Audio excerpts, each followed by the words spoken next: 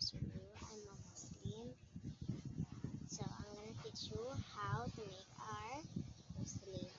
The Muslim no tattoo. A tattoo is bad because he get your blood.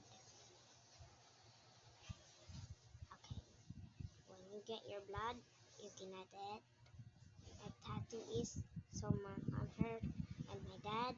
She is a Muslim too, but she's not tattoo because we are not poor. Because I'm here from the Naluna from house because I'm to figure out what's because here's the Wi-Fi. I bought it. Okay,